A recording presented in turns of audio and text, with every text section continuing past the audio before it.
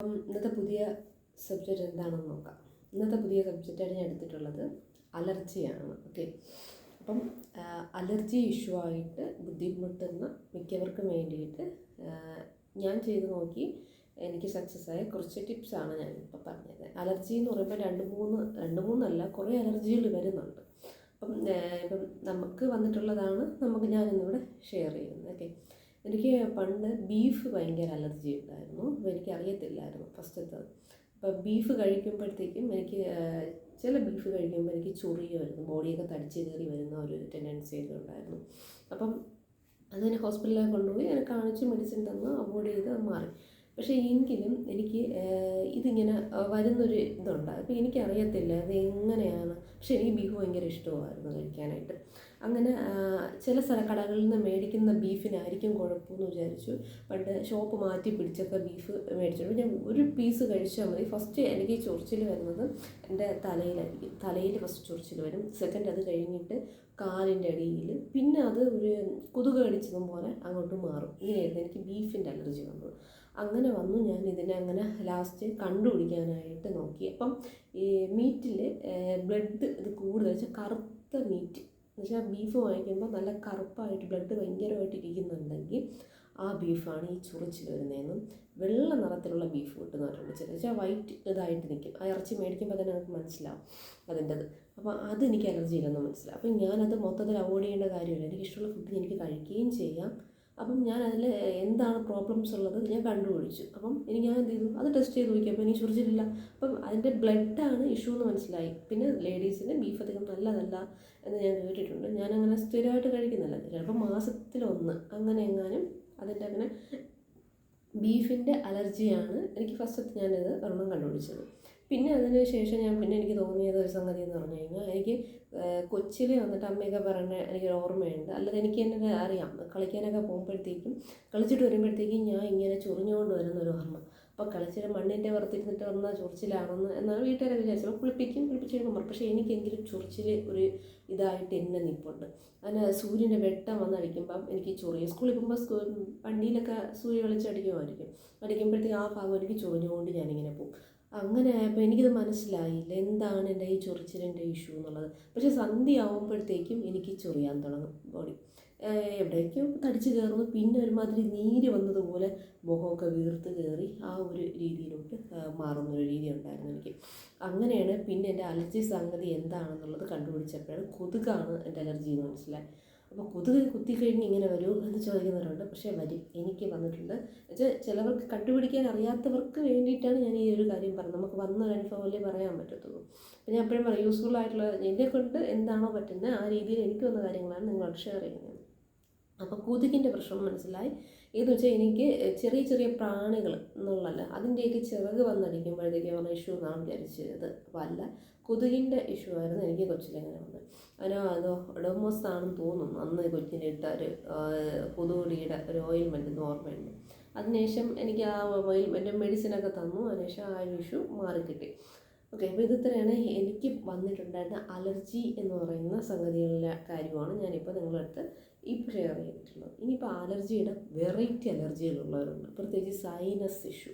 നേരം വെളുക്കുമ്പോൾ ഇവിടുന്ന് തലയുടെ വേദനയായിട്ട് സൈനസിൻ്റെ ഇഷ്യൂ ആയിട്ട് വെച്ചാൽ മൂക്കിനകത്ത് ചതക് വളരുന്ന കുറച്ച് ആൾക്കാരുണ്ട്. അപ്പം ഇവർക്ക് എന്ത് ചെയ്യാൻ പറ്റും? അവർക്കൊന്നും ചെയ്യാൻ പറ്റില്ല. ഡോക്ടറിനെ കാണുന്ന ഡോക്ടറെയും മൂക്കിൽ ചതവളൻ്റെ ഇഷ്യൂ കൊണ്ടിട്ടാണ് ചതങ്ങ് ഓപ്പറേറ്റ് ചെയ്ത് മാറ്റിയാൽ മാത്രമേ ശരിയുള്ളൂ. പക്ഷേ നമ്മൾ ഓപ്പറേറ്റ് ചെയ്ത് മാറ്റിയാലും വീണ്ടും ഇഷ്യൂ വന്നുകൊണ്ടിരിക്കും. അപ്പം മിക്കവർക്കും ആ സർജറി ചെയ്തവർക്കൊക്കെ വരുന്നുണ്ട്. അപ്പോൾ ഇതിൽ നമുക്ക് എന്ത് ചെയ്യാം എന്ന് ചോദിച്ചു കഴിഞ്ഞാൽ, കുറേ കാര്യങ്ങൾ നമ്മൾ കൺട്രോൾ ചെയ്ത് കഴിഞ്ഞാൽ നമുക്ക് ഈ അലർജിയുടേത് കുഴപ്പമില്ലാതെ മെയിൻറ്റെയിൻ ചെയ്ത് കൊണ്ടുപോകാൻ പറ്റും. ഇവർക്ക് മെയിനായിട്ട് പറ്റുന്ന പ്രശ്നം എന്ന് വെച്ച് കഴിഞ്ഞാൽ, വെച്ചാൽ എനിക്കിപ്പോൾ വന്നിരിക്കുന്ന രീതി ആയിരിക്കത്തില്ല നിങ്ങൾക്ക് വന്നിരിക്കുന്നത്. ചിലപ്പോൾ അതിൻ്റെ സെയിം ഇത് വരുന്നവരും കാണും. ചിലപ്പോൾ എനിക്കിതേ സെയിം ആണല്ലോ ഈ കൊച്ചിന് വന്നതുപോലെ എന്ന് പറഞ്ഞവരുണ്ട്. അപ്പം മെയിനായിട്ട് പറഞ്ഞതെന്ന് വെച്ചാൽ ഈ പൊരിച്ച സാധനം, വീട്ടിൽ പൊരിച്ച മീനൊക്കെ രാവിലെ വറുത്ത മീൻ വറുക്കുമ്പോഴത്തേക്കും അടുത്തൂടി പോകാൻ പറ്റത്തില്ല. ആ മണം ഒടിച്ച് കഴിഞ്ഞാൽ അപ്പം തുമ്മാൻ തുടങ്ങും. പിന്നെ അത് കഴിഞ്ഞിട്ട് മൂക്കിൻ്റെ അകത്തുനിന്ന് ഇതേപോലെ ഒരു സൈസ് വെള്ളം ഒഴുകുന്ന പോലത്തെ ഒരു ഇത് വന്നുകൊണ്ടിരിക്കും. പിന്നെ ബോഡി മൊത്തത്തിൽ തളർന്നു പോവും. പിന്നെ നമുക്ക് മൈൻഡ് ഔട്ടായിരിക്കും, പിന്നെ കുറച്ച് നേരത്തേക്ക് നമുക്കൊന്നും കാണത്തില്ല. അപ്പം മിക്കൊരു ആവി പിടിക്കും. ആവി പിടിച്ച് കഴിയുമ്പോൾ കുറച്ച് ആശ്വാസം കിട്ടും. വെച്ചാൽ മൂക്കിൻ്റെ അകത്ത് ചതയ്ക്ക് ഒരു ഇത് അത് വീർത്തിക്കുന്നതിൻ്റെ ഒരു പ്രശ്നം കൊണ്ടിട്ടാണ് ആ വരുന്നത്. അപ്പോൾ കുറച്ചൊരു ആവി പിടിക്കും. ആവി പിടിക്കുമ്പോഴത്തേക്കും കുറച്ച് ആശ്വാസം കിട്ടി, പിന്നെ കുറച്ച് നേരം പോകാനായിട്ട് പറ്റും, നടന്ന് പോകാനോ എല്ലാം നമുക്ക് പറ്റുന്ന ഒരു രീതിയിലോട്ട് എത്തും. അപ്പം മെയിനായിട്ട് എന്ന് വെച്ചാൽ നമുക്ക് ഈ ചെറിയ ഇതുപോലും നമുക്ക് അലർജിയാണ് ഉണ്ടാകുന്നത്. പിന്നെ പൊടി തീർച്ചയായിട്ടും അലർജി കണ്ടന്റ് വെച്ചാൽ നമുക്ക് ചെറിയ പൊടികളൊന്നും പറ്റത്തില്ല. ഇപ്പം വീട്ടിൽ പൊടി അടിക്കണമെങ്കിൽ തന്നെ നമ്മൾ ഇറങ്ങി വെളിയിലോട്ട് മാറി എന്നിട്ട് വന്നാൽ കുഴപ്പമില്ലെന്ന് വിചാരിക്കും. പക്ഷേ അങ്ങനെയല്ല, ആ വീട്ടിൽ എവിടെയെങ്കിലുമൊക്കെ പൊടി നിൽപ്പുണ്ടെങ്കിൽ വീണ്ടും ആ ഇഷ്യൂ നമുക്ക് വന്നുകൊണ്ട് തന്നെ ഇരിക്കും. അപ്പം ഭയങ്കര ഹൈജീനായിട്ടുള്ള ഒരു രീതിയാണ് ഈ അലർജി ഉള്ളവർക്ക് എപ്പോഴും വേണ്ടത്. പിന്നെ വീട്ടിൽ പൂച്ചക്കുട്ടി അപ്പോൾ പൂച്ചയുടെ ഈ രോമം അങ്ങനെയൊക്കെ ഉള്ളതൊക്കെ പോയി കഴിഞ്ഞാലും നമുക്ക് മൂക്കിന് ഇഷ്യൂ വന്നുകൊണ്ട് തന്നെ ഇരിക്കും. അപ്പം നമുക്ക് ആ ബോഡി അതനുസരിച്ച് വെള്ളം ഇങ്ങനെ വീണടിച്ചിട്ട് നമ്മുടെ ബോഡി അത്രത്തോളം നമ്മൾ തളർന്നുകൊണ്ടേയിരിക്കും. ഇതാണ് ഇതിൻ്റെ മെയിൻ പ്രശ്നം എന്ന് പറഞ്ഞുകൊണ്ടിരിക്കും. അപ്പം ചെറിയ കാര്യങ്ങൾ മാത്രം മതി ഇതിന്. പിന്നെ കുളിക്കുന്നത് അതേപോലെ തന്നെയാണ്. കുളിച്ച് കഴിഞ്ഞ് ഞാൻ എപ്പോഴും വീഡിയോ ഇടുമ്പോൾ പറയാറുണ്ട്, ഈ താളി പോലുള്ളത് തലയിൽ അതിനെന്തെങ്കിലും കറ്റാർ വാഴ ഇങ്ങനെ വെക്കാൻ പറ്റത്തില്ല. അത് സൈനസ് ഇഷ്യൂ ആണ്, അവർക്കൊക്കെ വരും. പിന്നെ ഡയറക്റ്റ് രാത്രി കിടക്കുമ്പോൾ ഫാനിൻ്റെ മുട്ടി കിടക്കാൻ പറ്റത്തില്ല. അങ്ങനെ കിടന്നു കഴിഞ്ഞാൽ നമുക്ക് ഈ ഇത് ക്രിയേറ്റ് ചെയ്തുണ്ടായിക്കൊണ്ടിരിക്കും. അപ്പം ഇങ്ങനെയൊക്കെയുള്ള പൊടിയായി ഈ ഒരു സംഗതി ഇതെല്ലാം നമുക്ക് അലർജി കൂടുതലുണ്ടായിക്കൊണ്ടിരിക്കും. പിന്നെ ഇനി വരുന്നതാണ് ഫുഡ്. ചില ഫുഡ് കഴിക്കുമ്പോൾ നിങ്ങൾ അലർജിയോട് ശ്രദ്ധിച്ചാൽ മതി, നമുക്ക് സൈനസ് ഉണ്ടാകുന്നത് നല്ല ചാൻസ് ഉണ്ട്. സൈനസ് എന്നല്ല പറയുന്നത്, പ്രത്യേകിച്ച് ഈ മൂക്കിൻ്റെ ഈ ഒരു ഇഷ്യൂ വരാനായിട്ട് തുമ്മലും ജലദോഷം പോലെയൊക്കെ വരും, പെയിനായിട്ട് കാരണം വരുന്നുണ്ട്. അതെന്തെന്ന് പറഞ്ഞു കഴിഞ്ഞാൽ പിന്നെ അതുപോലെയാണ് നമ്മൾ കിടന്നുറങ്ങുന്ന തലയണയുറം മാക്സിമം പിന്നെ 3 ദിവസത്തിൻ്റെ കഴിയുമ്പോൾ തന്നെ അത് വാഷ് ചെയ്യാൻ നോക്കുക. ടവൽ ഇതൊക്കെ നമ്മൾ സ്ഥിരം എപ്പോഴും യൂസ് ചെയ്യുന്ന സാധനം. പിന്നെ പ്രത്യേകിച്ച് അലർജി ഉള്ളവർക്ക് ഒരു മാസ്ക് യൂസ് ചെയ്യുന്നത് എപ്പോഴും നല്ലതായ ഒരു കാര്യമാണ്. പറ്റുമെങ്കിൽ മാസ്ക് എപ്പോഴും യൂസ് ചെയ്യാൻ നോക്കുക. അലർജിക്ക് ഒന്ന് ഇത് കുറച്ച് കൊണ്ടുപോകാൻ പറ്റും. അപ്പോൾ ഈ ഫുഡ് എന്ന് പറഞ്ഞു കഴിഞ്ഞതിൽ എനിക്ക് തോന്നുന്നത് നമ്മുടെ സാലഡ് ഉണ്ടല്ലോ, സലാഡ്, വെള്ളരി, ഇതൊന്നും വെച്ചാൽ വെള്ളം അടങ്ങിയിട്ടുള്ള ഫുഡ് ഒന്നും അലർജി ഉള്ളവർക്ക് നൈറ്റ് കഴിക്കാനായിട്ട് പറ്റത്തില്ല. അപ്പം ഞാൻ പണ്ട് ഇതേപോലെ സാലാഡ് വെള്ളരിക്ക അരിഞ്ഞ് രാത്രി കഴിക്കുന്ന ഒരു ശീലമൊക്കെ ഉണ്ടായിരുന്നു. അപ്പോൾ സാലഡ് വെള്ളരിക്ക കഴിക്കുമ്പോഴത്തേക്കും കുഴപ്പമില്ല, സുഖമാണ്. വയറിന് നമ്മളിപ്പോൾ ഒരു ചിക്കനൊക്കെ കഴിച്ചിട്ട് കിടക്കുകയാണെങ്കിൽ സാലഡ് കൊടുക്കുമ്പോഴത്തേക്കും വയറിനൊരു അസ്വസ്ഥതയൊന്നും ഫീൽ ചെയ്യത്തില്ല. ഒരു ടോയ്ലറ്റിൽ പോകാനായിട്ടൊക്കെ നമുക്ക് ഈസി ഇതായിട്ടാണ്. അപ്പം പക്ഷേ ഈ സാലഡ് കഴിച്ചിട്ട് കിടക്കുമ്പോഴത്തേക്കും നമ്മൾ എന്ത് ചെയ്യും, നമ്മുടെ ഈ മൂക്കിനകത്തുള്ള ഇതെല്ലാം കൂടി രാത്രി ആകുമ്പോഴത്തേക്കും ബൾജായി മാറി സൈനസ് അതിൻ്റെ അകത്ത് എന്ത് ചെയ്യും, ഇതിന്ന് പ്രൊഡ്യൂസ് ചെയ്യാൻ തുടങ്ങും. അപ്പം രാത്രി ഒരു 6 മണിക്ക് ശേഷം സാലഡ് യൂസ് ചെയ്യുന്നത്, പ്രത്യേകിച്ച് വെള്ളരിക്ക, കുക്കുംബർ പോലുള്ളത് അവോയ്ഡ് ചെയ്യാനായിട്ട് മാക്സിമം നോക്കുന്നത് ഭയങ്കര നല്ല ഒരിതാണ്. പിന്നെ വാഴപ്പഴം, അപ്പോൾ പഴം കഴിക്കാനായിട്ട് പറ്റത്തില്ല. പഴം കഴിച്ച് കഴിഞ്ഞാൽ ഇതേ സംബന്ധിച്ചാൽ വെള്ളത്തിൻ്റെ അംശം കൂടുതലുള്ള സംഗതിയാണ്. അപ്പോൾ വാഴപ്പഴത്തിനും ഈ ഒരു ഇഷ്യൂ വന്നുകൊണ്ടിരിക്കും. പിന്നെ തണ്ണിമത്തനും വാട്ടർ കണ്ടൻറ്റ് കൂടുതലാണ്. തണ്ണിമത്തൻ നമുക്ക് തോന്നും ഭയങ്കര കുഴപ്പമൊന്നുമില്ല, പക്ഷേ രാവിലെ കഴിച്ചാലും ഉച്ചയ്ക്ക് കഴിച്ചാലും എപ്പോഴെങ്കിലും ഒരു നേരം ആകുമ്പോൾ തണ്ണിമത്തൻ പിടിക്കും. നമ്മൾ ചേർത്ത് തണ്ണിമത്തൻ അല്ലാതെ പഴം കൊടുത്തു നോക്കിയാലും മനസ്സിലാവും. എനിക്കൊന്ന് ഏത്തപ്പഴം പുഴുങ്ങി ഒന്ന് കൊടുത്തു നോക്കിയാൽ ചിലപ്പം അത് പോകാനായിട്ട് പറ്റും. എന്നാലും ഡെയിലി കൊടുക്കാൻ നിൽക്കരുത്, ഒരു 2-3 ദിവസം കൂടുമ്പോഴും അങ്ങനെ കൊടുത്താൽ മതി. എന്തായാലും ചെറിയ പഴങ്ങളൊന്നും കൊടുക്കാതിരിക്കാൻ നോക്കുക അലർജി ഉള്ളത്. പിന്നെ അതുപോലെ തന്നെയാണ് സവാള ഭയങ്കര വിഷമാർന്ന കാര്യമാണ്. സവാള റോ ആയിട്ട് കഴിക്കാനായിട്ട് നോക്കുകയും ചെയ്യില്ല. മാക്സിമം നല്ല വേവിച്ച് നന്നായിട്ട് അതങ്ങ് നല്ല ഇതായി പോകുന്ന രീതിയിൽ കൊടുക്കുക. അല്ലാതെ സവോളയ്ക്ക് ഇഷ്യൂ നമ്മൾ അലർജി കൂട്ടും. അതിന് പകരം ചെറിയുള്ളി യൂസ് ചെയ്യാം. ചെറിയുള്ളിക്ക് അത്ര പ്രശ്നം വരത്തില്ല. അപ്പോൾ കറികളിൽ സവാള നമ്മളിപ്പോൾ ഉള്ളിക്കറിയിൽ മുട്ടക്കറിയൊക്കെ രാത്രിയാണ് കഴിക്കുന്നത്, നല്ല സുഖമായിട്ട് മുട്ടയൊക്കെ തിന്നിട്ട് രാവിലെ ആകുമ്പോഴത്തേക്കും ചീറ്റി കൊണ്ട് നടക്കാനായിട്ട് പറ്റും. അപ്പം ഇങ്ങനെയൊക്കെയുള്ള കുറച്ച് ഫുഡുകളിൽ മെയിനായിട്ട് ഇതുള്ളൂ. പിന്നെ തൈരൊന്നും കൊടുത്തേ കഴിയുകയും ചെയ്യരുത്. തൈര്, മോര്, പാലും ഇപ്പം പാല് ഭയങ്കര പ്രശ്നമായിട്ടുള്ള കാര്യമാണ്. വെച്ചാൽ ഡയറി ഫോംസിൽ ഒരു സംഗതിയും പറ്റത്തില്ല. പാല് നമ്മൾ ഇത് കൂട്ടിക്കൊണ്ടേയിരിക്കും പാല് കുടിക്കുകയാണെങ്കിൽ. അപ്പം പാല് മാക്സിമം അവോയ്ഡ് ചെയ്യുക. പിന്നെ പാലുണ്ടെങ്കിൽ നമുക്ക് എല്ലിനൊക്കെ ബലം കിട്ടത്തുള്ളൂ, സ്കിൻ, അങ്ങനെ പല ഇതുണ്ടല്ലോ. അതിന് പാല് കുടിക്കുകയാണെന്നുണ്ടെങ്കിൽ നമ്മൾ കുറച്ച് പാൽ ഇത്ര എടുക്കുകയാണെങ്കിൽ ഞാൻ ഇരട്ടിയായിട്ട് വെള്ളം ചേർക്കേണ്ടി വരും. ഇരട്ടി വെള്ളം ചേർത്ത് നമ്മൾ അതിനെ എങ്ങനെയെങ്കിലും ഇതാക്കി കുടിക്കാനായിട്ട് നോക്കാം. ഓക്കെ, അപ്പം എനിക്ക് വന്നുള്ള കുറച്ച് സംഗതികളാണ് ഞാൻ പെട്ടെന്ന് നോട്ട് ചെയ്ത് നിങ്ങൾക്ക് വേണ്ടി പറഞ്ഞു തന്നത്. പിന്നെ വേറെ ആയിട്ട് ഇതൊക്കെയാണ് മാക്സിമം. പക്ഷെ നമുക്കിത് കൂടുതൽ ഉണ്ടാക്കാവുന്നതാണ്. പിന്നെ അതുപോലെ പുക ഭയങ്കര അലർജി ഉള്ള നമ്മൾ വീട്ടിൽ ഷാമ്പാണത്തിരി കത്തിക്കും, ക്യാൻഡിലെന്ന് പറഞ്ഞത് അതെല്ലാം നമ്മൾ അലർജി കൂട്ടിക്കൊണ്ടിരിക്കുകയാണ് ചെയ്യുന്നത്. ഓക്കെ, അപ്പോൾ ഇങ്ങനെയുള്ള സംഗതികൾ മാക്സിമം അവോയ്ഡ് ചെയ്യാൻ ശ്രമിച്ചു കഴിഞ്ഞാൽ ഒരു പരിധി വരെ നിങ്ങൾക്ക് അലർജി എങ്ങനെയെങ്കിലൊക്കെ മെയിൻറ്റെയിൻ ചെയ്ത് കൊണ്ടുപോകാനായിട്ട് പറ്റും. അപ്പം ഇങ്ങനെയുള്ള സാഹചര്യങ്ങളൊക്കെ വരുമ്പോഴത്തേക്ക് നമ്മൾ ഇങ്ങനെയുള്ള ഫുഡുകളും കാര്യങ്ങളും ഇതൊക്കെ ഒന്ന് മാക്സിമം കൺട്രോൾ ചെയ്യാനായിട്ട് നോക്കാം. പിന്നെ അടുത്ത് വരുന്ന ഒരു സാധാരണഗതി എന്ന് പറഞ്ഞു കഴിഞ്ഞാൽ നമുക്ക് ഇതിനെ ചെറുത്ത് നിർത്താൻ പറ്റുന്ന ഫുഡുകളുണ്ട്. അപ്പം അതെന്തിനാണെന്നുള്ളത് ജസ്റ്റ് ഞാൻ പറഞ്ഞുതരാം. മാക്സിമം നമ്മളെപ്പോഴും ചൂടായിട്ടുള്ള ഫുഡുകൾ എപ്പോഴും കൊടുക്കാനായിട്ട് ശ്രമിക്കുക. മാക്സിമം ചൂടെന്ന് ഉദ്ദേശിച്ച് തിളച്ചിരിക്കുന്ന സംഗതി കൊടുക്കാനായിട്ടില്ല പറയണത്. ഇപ്പം ഇഞ്ചിയൊക്കെ ഭയങ്കര പ്രശ്നമുള്ള സംഗതിയാണ്. ഇഞ്ചിയൊക്കെ നമ്മൾ ചിലരുടെ ഇഞ്ചി വെള്ളമൊക്കെ കുടിക്കുക, ഇഞ്ചിയൊന്നും കൊടുക്കരുത്. മാക്സിമം നമ്മൾ ചെയ്യേണ്ട കാര്യം എന്ന് പറഞ്ഞു കഴിഞ്ഞാൽ നമ്മളുടെ ഈ ഇലക്കറികളാണ് ഏറ്റവും ബെസ്റ്റ് സംഗതി. ഓക്കെ, ഇപ്പം ഇലക്കറികൾ എന്ന് പറയുമ്പോൾ ചീര, മുരിങ്ങയില, പിന്നെ നമ്മുടെ നെല്ലിക്ക, അങ്ങനെയൊക്കെയുള്ള ഐറ്റംസൊക്കെ ധാരാളം കൊടുക്കാം. ബീട്രൂട്ട്, ക്യാരറ്റ്, അങ്ങനെയൊക്കെയുള്ള സംഗതികളൊക്കെ നമ്മുടെ ഇതൊന്ന് നന്നായിട്ട് കുറച്ചുകൊണ്ട് വരും.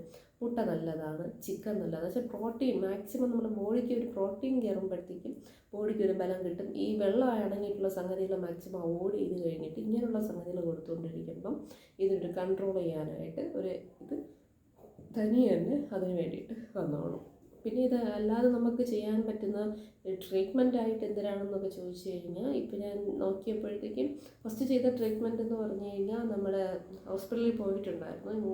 അപ്പം അവർ ചെറുതായിട്ട് പിടിച്ചു നിർത്താനായിട്ടുള്ള മരുന്ന് മാത്രം വെച്ചാൽ കൂടിപ്പോയി തന്ന സിട്രസനാണ്. സിട്രസൻ കഴിച്ച് തുമ്മൽ വരുമ്പോഴത്തേക്കും കിടന്ന് നന്നായിട്ട് ഉറങ്ങും, പിന്നെ ആ ക്ഷീണം കാണും. അപ്പോൾ സിട്രസൻ ഓവറായിട്ട് എടുത്തു കഴിഞ്ഞാൽ അതിൻ്റേതായ ഇഷ്യൂസ് നമുക്ക് വേറെ വന്നുകൊണ്ടിരിക്കും.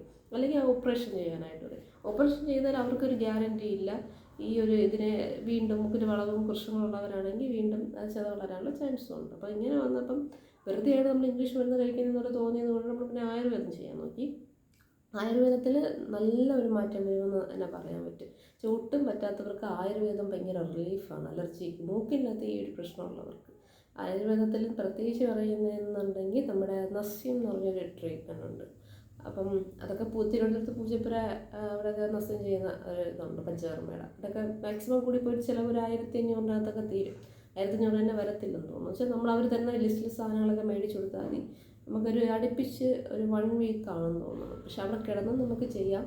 പോയി വന്ന് ചെയ്യാമെങ്കിൽ കാറിലൊക്കെ നമ്മൾ അത്രയും കെയറായിട്ട് വിറപ്പൊടിയൊന്നും വെളിയിലൊന്നും അടിക്കാത്ത രീതിയിൽ നമ്മൾ സെക്യൂറായിട്ട് പോയിട്ട് വന്ന് ചെയ്യേണ്ടി വരും. ഓക്കെ, അപ്പോൾ നസ്യം ചെയ്യുമ്പോഴത്തേക്കും നമുക്ക് ഈ ധാരയും കാര്യങ്ങളും എല്ലാം വന്ന് അവർ ധൂപം എന്നുള്ളൊരു പുകയാണ്. അപ്പോൾ അതൊക്കെ പിടിച്ച് അതാകുമ്പോഴത്തേക്കും അതിനെന്ത് ചെയ്യും, മാക്സിമം ഒരു വികസനം കാര്യങ്ങളെല്ലാം കിട്ടും. അപ്പോൾ നമുക്കൊരു 1 ഇയർ വരെ മാക്സിമം നമുക്കതിലൊരു റിലീഫോടുകൂടി പോകാൻ പറ്റും. പിന്നെ നമുക്ക് അവർ തരുന്ന ചെറിയ തുള്ളി മരുന്ന് ആവിയും കാര്യങ്ങളും എല്ലാം ആയിട്ട് പോയാൽ മതി. ഇപ്പം നസ്യം മാക്സിമം ചെയ്ത് കഴിഞ്ഞ് ഇതിനൊരു നല്ല ശാശ്വത പരിഹാരം എന്ന് തന്നെ പറയാം. പിന്നെ അതത്രയും മൂക്കിൽ കൂടെ ആയിരിക്കും ചെയ്യുന്നത്. അത്രയും കൺട്രോൾ ചെയ്ത് അല്ലെങ്കിൽ സഹിച്ച് ചെയ്യാനായിട്ട് ഇതായിട്ടുള്ളവർക്ക് നസ്യം ചെയ്ത് മാറ്റാവുന്നതാണ്. ഓപ്പറേഷനൊക്കെ പേടിയുള്ളവർക്ക് നസ്യം നല്ലൊരു ബെറ്റർ ചോയ്സാണ്. അപ്പോൾ അത് കഴിഞ്ഞിട്ട് നമ്മൾ നോക്കിയതാണ്. അത് കുറച്ച് നാൾ കുഴപ്പമില്ലാതെ നസ്യം ചെയ്യാൻ പോകുന്ന ബുദ്ധിമുട്ടും കാര്യങ്ങളും കൊണ്ടാണ് പിന്നെ നമ്മൾ സ്റ്റോപ്പ് ചെയ്തത്. ഇനി എന്തെങ്കിലും ഇഷ്യൂ കൂടുതൽ വരികയാണെങ്കിൽ നോക്കാം. പക്ഷേ അതിന് അലർജിക്ക് നല്ലൊരു മാറ്റം വന്നു.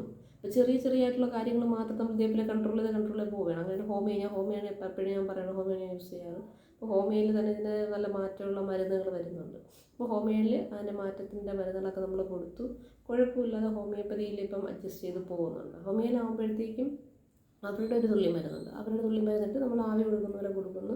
പിന്നെ ചെറിയ അറിയാമല്ലോ, മധുരമുള്ള കുഞ്ഞു ഗുളികകൾ കാര്യങ്ങളൊക്കെ ഉള്ളൂ. പിന്നെ ബാക്കി നമ്മൾ കൺട്രോൾ ചെയ്യുന്ന രീതിയിലെല്ലാം നമ്മൾ കൺട്രോൾ ചെയ്യുക. ഓക്കെ, അപ്പോൾ ഇതൊക്കെയാണ് അലർജിക്ക് നമുക്ക് ചെയ്യാൻ പറ്റുന്ന കുറച്ച് കാര്യങ്ങൾ. അലർജിയുടെ മാക്സിമം അവോയ്ഡ് ചെയ്യേണ്ട ഫുഡുകൾ ഞാൻ പറഞ്ഞു തന്നിട്ടുണ്ട്.